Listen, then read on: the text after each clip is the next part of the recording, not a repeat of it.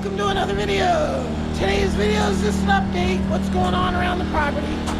So, don't like it. I rented a generator because the weather has just been so cloudy that I have not been able to get any work done. So I rented a generator so I could do this. So what we got going on here is just all my scrap wood being used to create a wall here that is going to have a solar array on it. So I still got to do the sheeting, but there's going to be a solar array here and here. And basically the concept of this is, well, it's scrap wood. Get it up on there, creating weight. So it's just a giant mass that is super unlikely to be moved by the weather. So that's the concept, and it seems to be working for me pretty good. I have all this here and nothing is in the ground. I mean, it's just sitting on piers, and this hasn't blown away yet. There was a shipping container here that provided a little better wind blocking and structural support, but you know, I've had this all and the wind's been blowing crazy and nothing's moved around, so I'm pretty confident I don't need to worry about it. So I'll get this sheeted, and then I got the very top here, I'm actually going to put plastic roofing so the light will still pass through, so I'll get a little light in there, because if I just box that up it'd be super dark in there, and I don't really have plans for running power into there. Maybe probably not. So yeah, that's what I've been working on. And the grass situation, I'm really curious how I can do this. Try to give you a perspective here. So this has all been cleared with the backhoe over a year ago, right? And you can see the concentration of grasses. When you look into areas like this that haven't been cleared, then you see a lot of sage, some juniper, and what I have to do, this is a crazy amount of work, maybe there's even a way to do it with a drone or something, but I want to kind of figure out what the actual ratio of grass is once it's been cleared versus when nothing's been done, okay? Because out here is not as thick as some areas. And then, oh, here's a side note. Anybody that wonders what the rodents live off of, they live off this grass seed. So there's a rodent hole right there. And then you can just look around and you see these piles. They're everywhere. These things are literally mowing down the grass and then eating the tops off the grass. So that's why when you walk around out here, you see just piles and piles of grass just cut down. That's just all from the rodent population. Now, it's really not ideal, but it's kind of getting done to a certain degree what needs to be done, which is animal input. Animal input needs to happen around here. Oh, there's something that's bedding down over here. Interesting. So this kind of mat, like that is what all this needs to look like. in the grass pasture areas. This area technically is going to be a garden, so the grass will all be out of here. But it's a test bed for how to get the grasses to come back. So you can see most of the grass variety out here is similar. But then when you get into here where I've disturbed the ground in a way, I get different grasses coming in.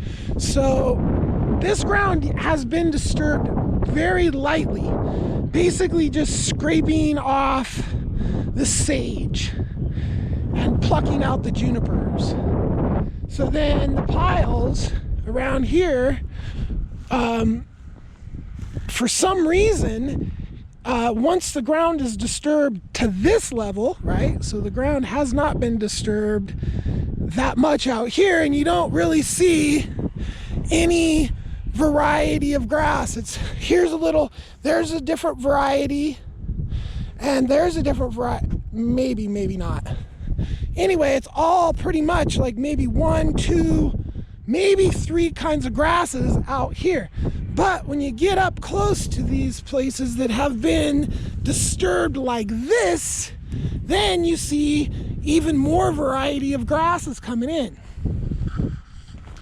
So the grasses are there, they just need the right situation to start coming back, right? So getting the ground out here, and this is the animal input that I'm missing, right? If I had a herd of anything that I could pass through here and then put them over there and put them over there, then I would start to see the disturbing of the soils in between all this, from the hooves poking down in there, and then the nutrients that come from the animals just being there, right? But the key to that is keeping it moving. Now here's a good sign. So this is absolutely nothing done to a hole dug, and eventually it does fill up. My concept for ponds is to actually dig the ponds and then backfill them with some of this topsoil. Because as you can see, the topsoil makes easy puddles. They're everywhere. So I'm trying to figure out how I can not use plastic, not use concrete, but still get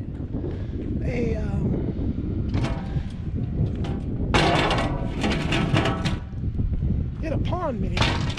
There's a toxic waste dump over here where I burned. So I just burned yesterday. I had so much garbage that's piling up. So anyway, now more on this disturbed area of grasses. You see what happens here. Now this all got laid back in, like I dug it out and then I put back dirt. And look at the mat that's created here. This is just from this variety of grass. And you see what I'm getting here? And this looks like a lawn almost, with the solidness of the grass. See, and that's what it looks like before it's been totally cut down. And this is like a whole different variety of grass that comes into these places here.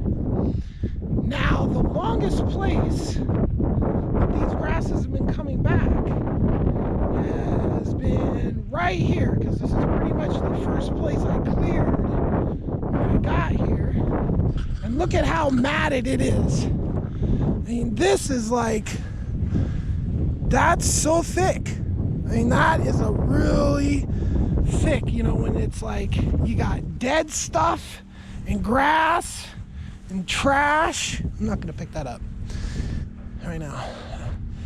So that is the key to getting this ground rehabilitated, right?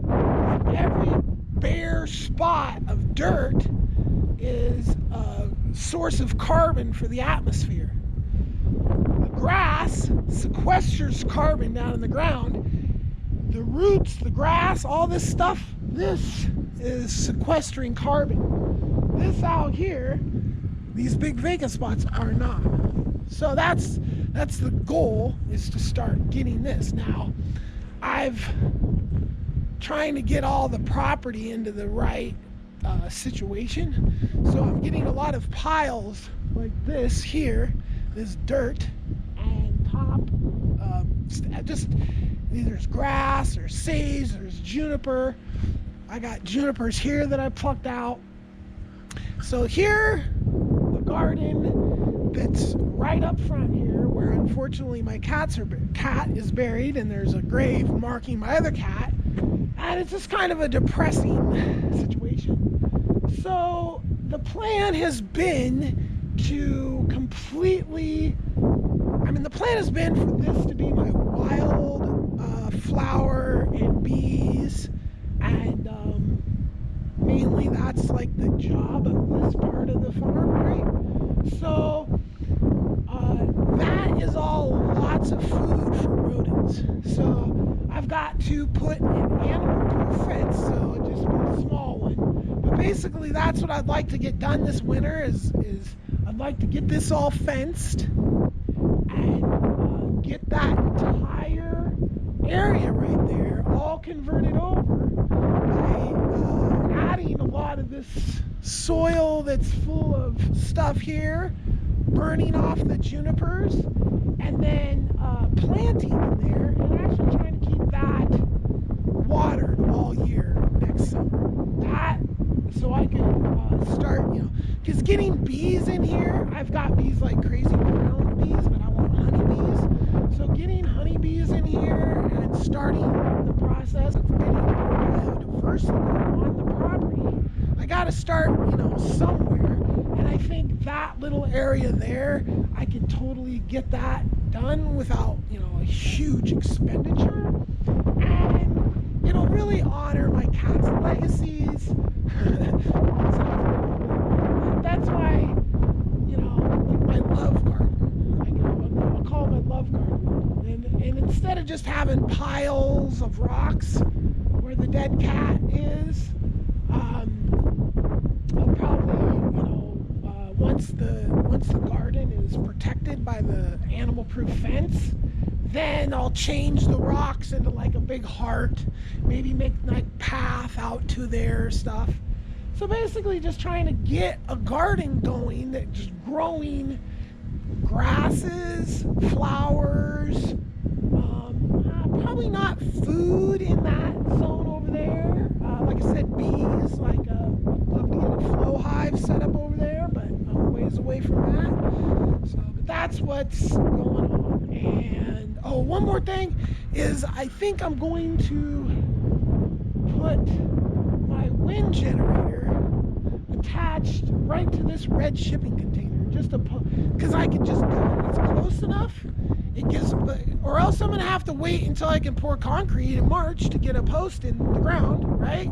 And that's right there right now. So instead of having this generator running right now, like you see the neighbors, wind is blowing over there like crazy. They don't have to run a generator.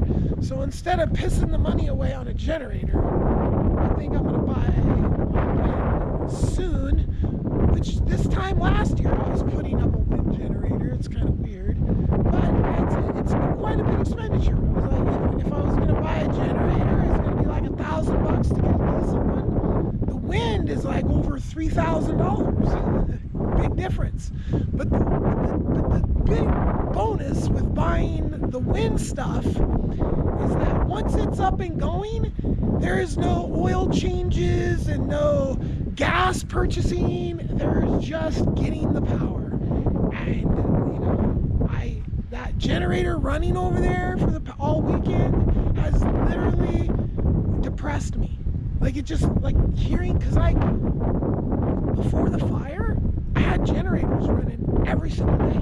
Every single day I lived out here, before I got that solar system hooked up, I had to run a generator.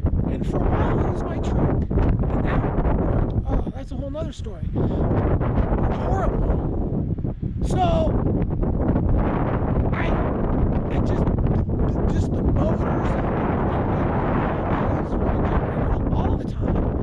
And it just like, it's just a horrible way to have to live, especially when I'm standing here in the wind, right? So I get my winter array up, I get my wind turbine up, and there may never be a time when I, get down too low that I need a generator, right? And that's really the goal, because it's just not sustainable. It's not good. It's just gross used oil, gas burnt. Just anyway. So that's my feeling on generators. And yeah, that's about it. It's a quick update video. Like and subscribe. Peace.